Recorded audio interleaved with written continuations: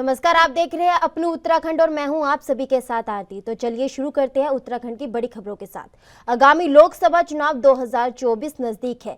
ऐसे में सभी पार्टियां अपनी अपनी तैयारियों में जुटी हुई हैं। वहीं बात अगर उत्तराखंड की करें तो उत्तराखंड में भी बीजेपी और कांग्रेस दोनों ही पार्टियां अपनी तैयारियां कर रही हैं, लेकिन कांग्रेस के मुकाबले बीजेपी काफी आगे दिखाई दे रही है। उत्तराखंड में बीजेपी के लगातार केंद्रीय नेतृत्व के दौरे हो रहे हैं और लगातार बैठकें हो रही हैं, तो वहीं कांग्रेस की तरफ से जिला सम्मेलन तो किए जा रहे हैं, लेकिन उत्तराखंड में अभी तक कांग्रेस का कोई केंद्रीय नेता उत्तराखंड दौरे पर नहीं आया, जिसको लेकर लगातार कांग्रेस की लोकसभा चुनाव की तैयारी पर सवाल उठ रहे हैं। इसी को लेकर कांग्रेस के प्रदेश संगठन उपाध्यक्ष मथुरा दत्त जोशी ने कहा कि कांग्रेस का काम करने का अलग तरीका है और बीजेपी का काम करने का अलग तरीका है।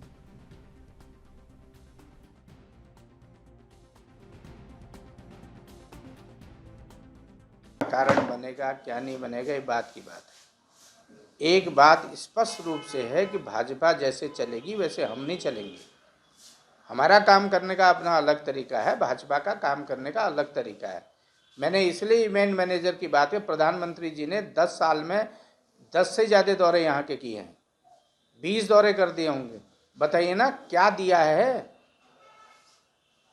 ऋषिकेश से कर्णप्रयाग रेलवे लाइन कांग्रेस की सरकार की देन है। बताओ कौन सी नई रेलवे लाइन दे दी उन्होंने अभी तक।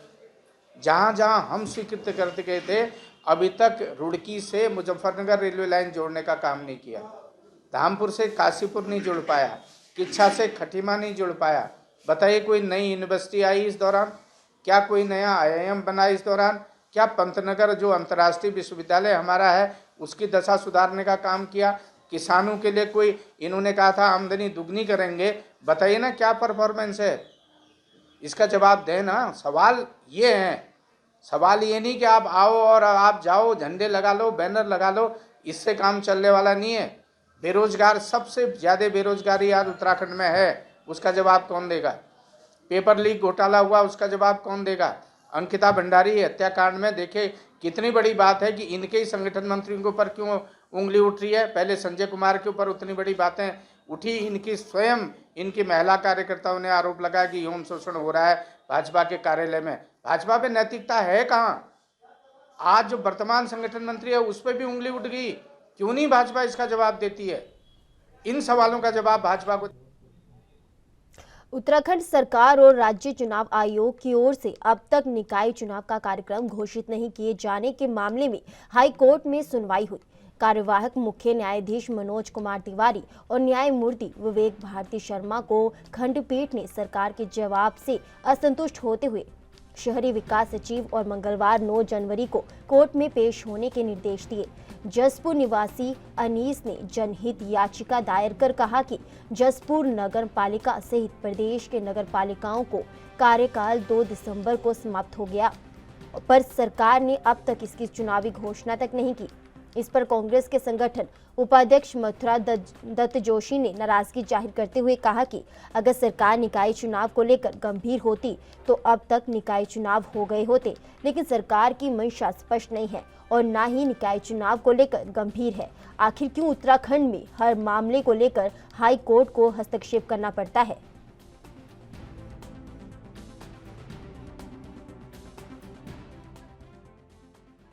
निकाय चुनाव कराने के प्रति न कभी गंभीर रही है न गंभीर है। माननीय उच्च न्यायालय को पूछना पड़ रहा है कि आप चुनाव कब तक करेंगे, और मजबूर होकर सरकार को जवाब देना पड़ रहा है कि हम 6 महीने के अंदर चुनाव कराएंगे। सभी झूठ अदालत में भी बोलने का काम भाजपा सरकार करती है, क्योंकि 6 महीने के अंदर तो आपके पार्लियामेंट के चुनाव होने हैं। क्या पार्लियामेंट के चुनाव नहीं कराएगी क्या? कब आप चुनाव कराएंगे? होना ये चाहिए था कि निर्वाचित प्रतिनिधि ही निर्वाचित प्रतिनिधियों को चार्ज देते, जो संविधान में व्यवस्था भी है, संविधान संशोधन भी कहता है। लेकिन सरकार ने लोकल बॉडी के चुनाव न करा करके, जो स्थानीय निकाय के लोकतंत्र है, हमारा प्रथम सीढ़ी का लोकतंत्र है। देश भर में असमंजस की स्थिति बनाने वाले कोविड-19 के नए वेरिएंट JN1 को इन्फ्लुएंजा के मामले को लेकर उत्तराखंड स्वास्थ्य विभाग अलर्ट मोड पर नजर आ रही है। इस बात को लेकर उत्तराखंड के स्वास्थ्य सचिव डॉक्टर आर राजेश कुमार का कहना है कि इन्फ्लुएंजा की जांच सभी लैब्स में चल रही है और जितने भी मामले आ रहे हैं उन पर कड़ी नजर रखी जा रही है। साथ ही उन्होंने कहा कि JN1 को लेकर अभी उत्तराखंड में किसी भी संदिग्ध में पुष्टि नहीं हुई है और हाल ही में 2 मरीज कोरोना पॉजिटिव पाए गए थे, उन्हें जांच के लिए भेज दिया गया है, जिसके साथ अभी कोई घबराने वाली बात नहीं है।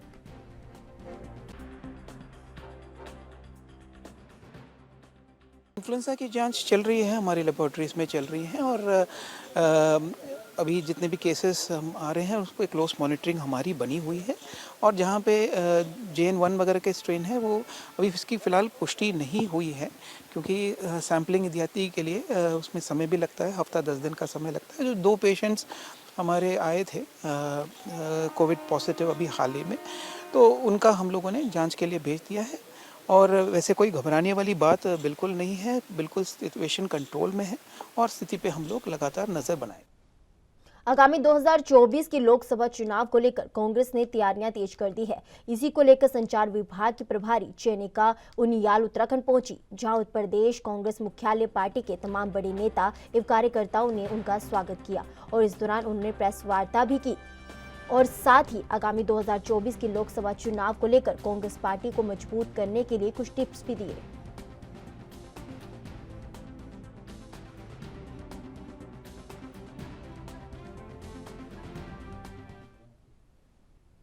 हाल ही में उत्तराखंड कांग्रेस संचार विभाग की प्रभारी बनाई गई चयनिका उनियाल पंडा देहरादून पहुंची, जहां कांग्रेस कार्यकर्ताओं ने उनका जोरदार स्वागत किया। इस दौरान चयनिका मीडिया से मुखातिब हुई और राहुल गांधी को भारत जोड़ो न्याय यात्रा की जानकारी दी।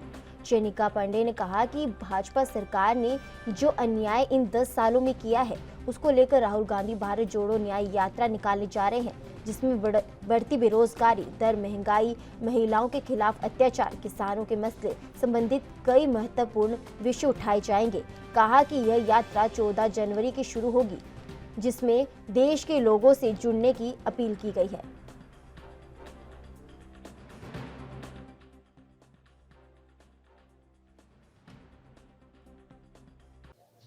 इस यात्रा का मकसद यही है कि पिछले 10 सालों में जो हमारे देश के जो विभिन्न वर्ग हैं उनके साथ जिस तरह से अन्याय हो रहा हो, जिस तरह से किसानों के साथ में अन्याय हुआ, हमने देखा कि 1 साल तक किसान उन काले कानूनों के विरुद्ध जो है बैठे रहे सड़कों पे। करीबन 700 से ऊपर किसानों की मृत्यु हुई। जिस तरीके से महिलाओं के साथ अत्याचार हो रहा हो, चाहे ब्रजभूषण का मामला हो, चाहे आप बिल्किस बानो में केस में अपराधियों को छोड़ने का मामला हो, और जिस तरीके से अपराध दर बढ़ने का मामला हो, इन सारे मामलों में कहीं ना कहीं महिलाओं के प्रति जो असंवेदनशीलता जो दिखाई देती है केंद्र सरकार की। दूसरी तरफ बेरोजगारी दर बढ़ने की बात हो, पिछले दौरान जो है करीबन 3 गुना 4 गुना जो है बेरोजगारी बढ़ चुकी है। SC/ST के साथ में 48% जो है आपराधिक मामले बढ़े हैं, ऐसा खुद NCRB का डाटा कह रहा है। महिलाओं के मामले में NCRB का डाटा ये कह रहा है कि 2022 में हर 1 घंटे में जो है 50 से ऊपर FIR दर्ज हो रही हैं। तो ये तो खुद सरकार के आंकड़े बोल रहे हैं और सरकार की असंवेदनशीलता इन सारे मामलों को लेकर के, महंगाई हो, चाहे आप अग्निवीर योजना देखिए किस तरीके से उन्होंने सेना के साथ में खिलवाड़ किया, इन सारे वर्गों के साथ जो अन्याय हो रहा है उस अन्याय के खिलाफ ये न्याय यात्रा है, जिसमें कांग्रेस पार्टी आप लोगों के माध्यम से आम जनता से ये अपील करती है कि वो आए, एक साथ एकजुट खड़े हों और अपने इन अन्यायों के विरुद्ध जो है आवाज उठाएं और सरकार को मजबूर करें। वाणिज्यिक न्यायालय कुमायूं डिवीजन हल्द्वानी का उद्घाटन भट्ट कॉम्प्लेक्स रामपुर रोड हल्द्वानी में मुख्य अतिथि माननीय कार्यवाहक मुख्य न्यायाधीश न्यायमूर्ति मनोज कुमार तिवारी, न्यायमूर्ति पंकज पुरोहित और न्यायमूर्ति राकेश थपलियाल द्वारा दीप प्रज्वलित कर संयुक्त रूप से किया गया। उद्घाटन में पहुंचे न्यायमूर्ति तिवारी, पुरोहित व थपलियाल का बार एसोसिएशन और अधिवक्ताओं द्वारा पुष्प गुच्छ से स्वागत किया गया। न्यायमूर्ति मनोज कुमार तिवारी ने बताया कि वाणिज्य कोर्ट कुमायूं डिवीजन में बन जाने से कुमायूं की जनता और अधिवक्ताओं को इसका निश्चित तौर पर लाभ मिलेगा। इससे पूर्व कुमायूं की जनता व अधिवक्ताओं को अपने बहुत से वाणिज्य संबंधी कार्यों के लिए देहरादून जाना पड़ता था, लेकिन अब से उनकी वाणिज्य कोर्ट कुमायूं डिवीजन हल्द्वानी में ही नहीं बल्कि सभी सुविधाएं मिलेगी।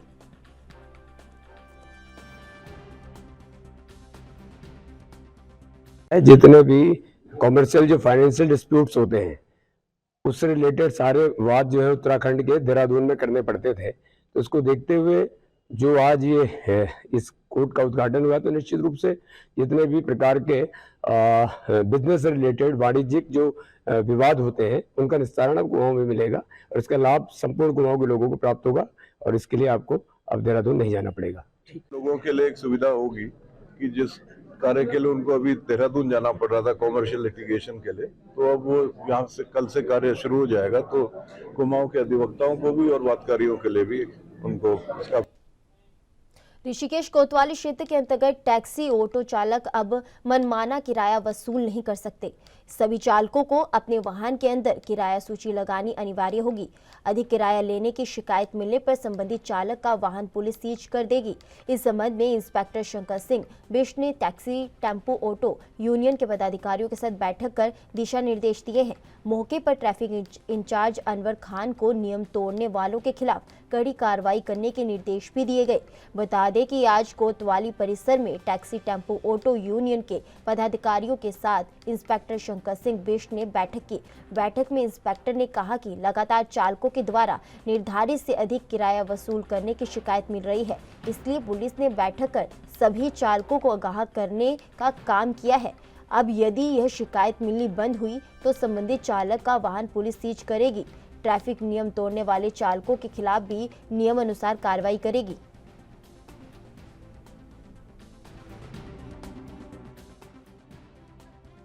सुमो, विक्रम और ऑटो यूनियंस की एक बैठक ली गई है यहाँ पे। इसमें ये शिकायतें आ रही थी कि इनके द्वारा निर्धारित उसमें जो है रेट लिस्ट नहीं चस्पा की गई है और जो यात्री हैं उनसे इस तरह से मतलब शुल्क मिलने की शिकायतें आ रही थी। तो इसी संबंध में इनको यहाँ बुलाया गया, सबको निर्देशित किया गया है कि जितने भी जो यात्री इनकी गाड़ी में बैठे हैं उनको पता होना चाहिए कहाँ से कहाँ तक इनको छोड़ा जा रहा है और उनका जो है एक निर्धारित जो तय किया गया रेट है कि जिस गंतव्यों तक उनके उसको उसमें चस्पा करें। और साथ ही साथ जो चालक हैं कोई क्या कहते हैं नियम विरुद्ध वाहन न चलाए, अपना शराब पी के गाड़ी न चलाए, जो नियमों का उल्लंघन करे। 22 जनवरी को अयोध्या में रामलला के विराजने को लेकर देश भर में लोगों के अंदर काफी उत्साह देखने को मिल रहा है, जिसके साथ ही अब देवभूमि निवासियों के लिए उत्तराखंड परिवहन निगम की तरफ से अयोध्या आवागमन के लिए 8 बसों का संचालन शुरू किया गया है।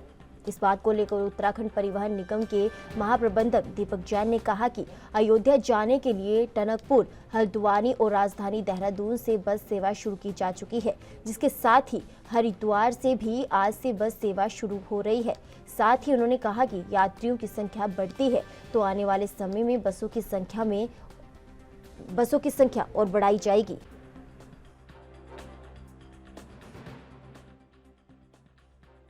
अयोध्या के लिए जैसे 22 तारीख को वहाँ पे मंदिर का शुभारंभ हो रहा है, तो उसमें यात्रियों की डिमांड को देखते हुए हम लोगों ने कुछ बस सेवाएं शुरू करी हैं, जिसमें टनकपुर से, हल्द्वानी से और देहरादून से बस सेवा प्रारंभ की जा चुकी है और हरिद्वार से भी आज बस सेवा प्रारंभ हो रही है। ओनली एक से 2 बसें लगती हैं, एक बस जाएगी एक वापस आएगी, तो लगभग 8 बसें हमारी वर्तमान में संचालित होगी।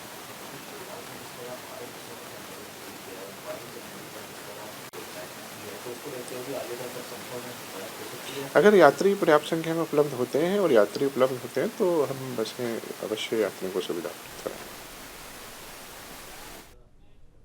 रुकेंगे छोटे से ब्रेक के लिए, ब्रेक के बाद फौरन लौटेंगे।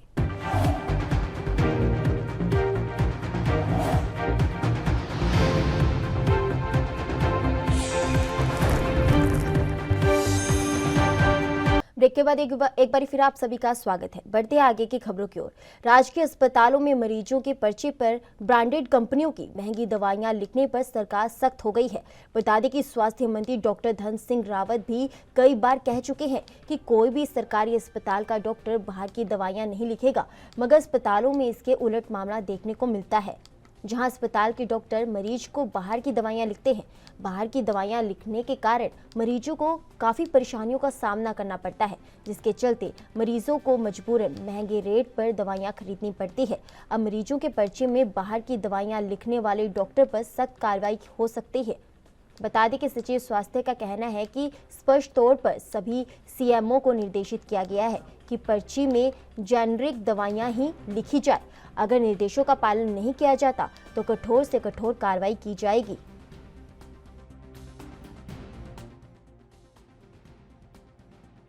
देखिए, हम लोगों ने इंस्ट्रक्शंस लिखित में भी पारित किए हैं सभी सीएमओस को कि जेनरिक ड्रग्स का ही प्रिस्क्रिप्शन डॉक्टर्स लिखें और इसका अगर अनुपालन सुनिश्चित नहीं किया जाता है तो कठोर से कठोर कार्रवाई की जाएगी। ये भी हम लोगों ने अवगत कराया है। समय समय पे जब हम लोगों की मीटिंग्स होती हैं सीएमओ के साथ और बाकी जो हमारे हेल्थ प्रोफेशनल्स के साथ, उन सबको हम लोग अवगत कराते हैं। जो हमारी मीटिंग्स होती हैं, हमारे कॉन्फ्रेंसेस होते हैं, इसमें भी हम लोग रेगुलरली लोगों को अवगत कराते हैं कि ये एक जन भावना से जुड़ी हुई चीज़ है और हम बार बार उस जियो का भी उनको उल्लेख करते रहते हैं।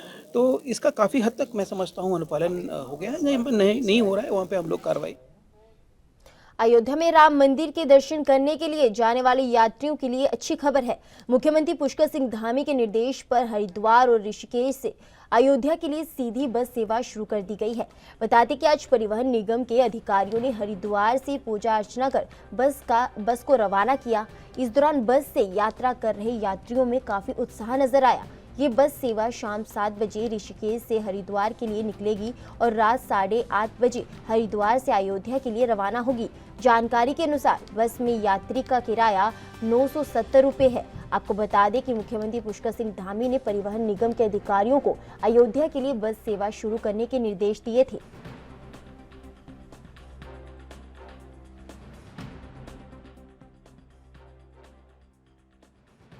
इसका रूट जो है ये प्रारंभ जो है ऋषिकेश से होगी। ये बस ऋषिकेश से 7 बजे चलेगी, यहाँ पे 8 बजे आएगी, 8:30 बजे प्रस्थान होगा यहाँ से हरिद्वार से। हरिद्वार से फेयर इसका 970 रुपये है और ऋषिकेश से 1025 निर्धारित किया गया है। तो वापसी वहाँ से कितनी होगी? वापसी अयोध्या धाम से 5:30 बजे। और यहाँ पहुँचेगी कितनी? यहाँ पे ये 11:30 के करीब आएगी। तो आप सभी को जय श्री राम। जैसा कि आप जानते हैं, हमारी सरकार जो है, उत्तराखंड सरकार जो है, हमारे धामी जी हैं, उन्होंने ये पहल शुरू कराई है। आप जानते हैं 22 तारीख को हमारे श्री राम जी हैं जो विराजमान हो रहे हैं, उन्हीं के उपलक्ष्य में ये बस का प्रारंभ कराया गया है। ये बस जो है ऋषिकेश से 7 बजे चलेगी और हरिद्वार 8 बजे पहुंचेगी। हरिद्वार से 8:30 बजे चलकर ये बस अयोध्या पहुंचेगी और अयोध्या से 5:30 बजे फिर वापस रिटर्न होगी, जो यहाँ पर 11:30 पर पहुंचेगी। और आप देख ही सकते हैं उत्साह बहुत है। आप देख सकते हैं कितने लोग यहाँ पर बैठे हुए हैं जो श्री राम जी के दर्शन करने के लिए उत्सुक हैं, जो अयोध्या धाम जा रहे हैं। और मैं तो यही कहूँगा कि सभी स्टेट को ये पहल करनी चाहिए। इससे क्या होगा, हमारे जो धार्मिक स्थल हैं वहाँ भी जाने का सबको मौका मिलेगा। और मैं तो सभी से गुजारिश करूँगा कि सब लोग जाएँ, अपने माता पिताजी के साथ जाएँ और दर्शन करें।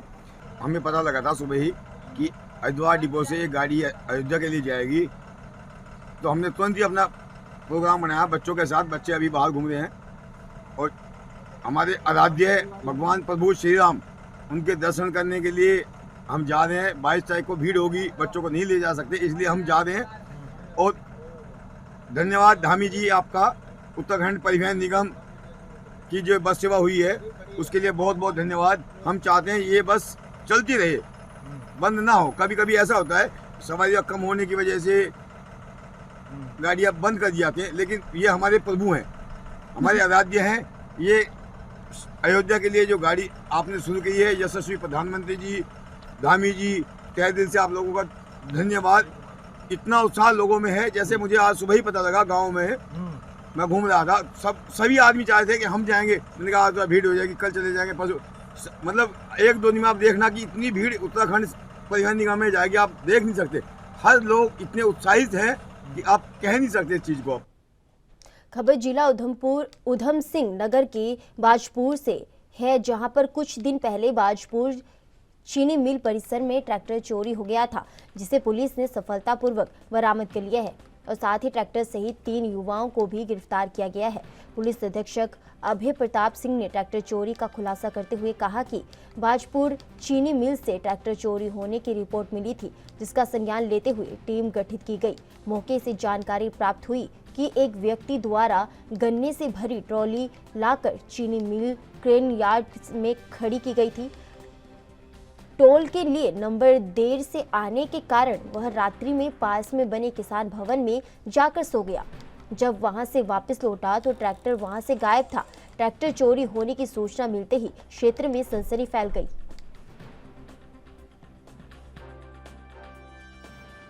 को बाजपुर चीनी मिल से एक ट्रैक्टर गायब होने की सूचना मिली थी। तत्काल थानाध्यक्ष बाजपुर के नेतृत्व में हमारी टीम मौके पर पहुंचेगी तो वहां पे ये जानकारी हुई कि सरफराज नाम के व्यक्ति हैं जो कि गन्ने से भरी हुई टाली ले आकर के वहां पे लगाए थे और किसी आवश्यक काम से वहीं पे छोड़ के चले गए थे।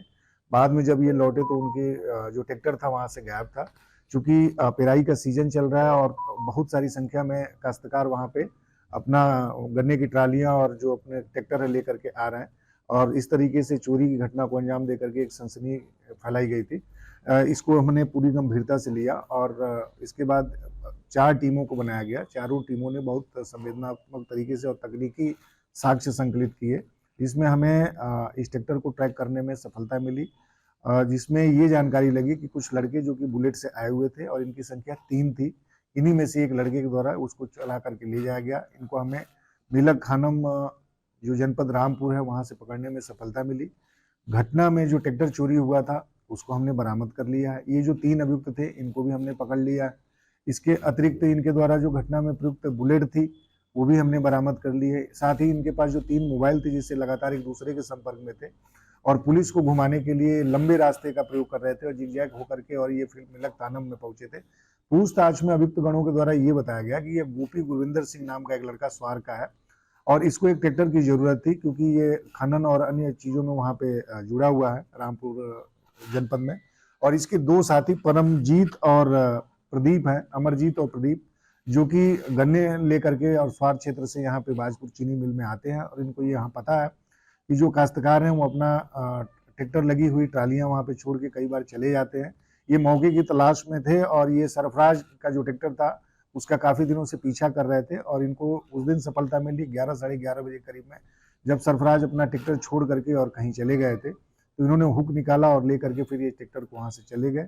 इस तरीके से ट्रैक्टर और घटना में प्रयुक्त बाइक और ये 3 मोबाइल हमने बरामद किया है। तीनों अभियुक्तों को हमने गिरफ्तार किया। आज इनको माननीय न्यायालय के समक्ष। वहीं उत्तराखंड के रामनगर विधानसभा की मदर ग्लोरी पब्लिक स्कूल तांडा में 12वीं की छात्रा उन्नति डगवाल ने राष्ट्रीय स्तर पर अंडर 17 स्तर पर सिल्वर मेडल जीता। वहीं उन्नति डगवाल अपने गृह क्षेत्र रामनगर स्थानीय ग्रामीणों ने उनका तांडा चौराहे पर ढोल नगाड़ों और फूल मालाओं के साथ जोरदार स्वागत किया। बता दें कि उन्नति डगवाल को बचपन से ही खेल के प्रति रुचि है। तो वहीं सांसद प्रतिनिधि इंद्र रावत ने 12वीं छात्रा उन्नति डगवाल से राष्ट्रीय स्तर पर पेंचक सिलेट में अंडर 70 सिल्वर मेडल जीतने पर खुशी जाहिर की और उन्नति डगवाल के उज्जवल भविष्य की कामना की।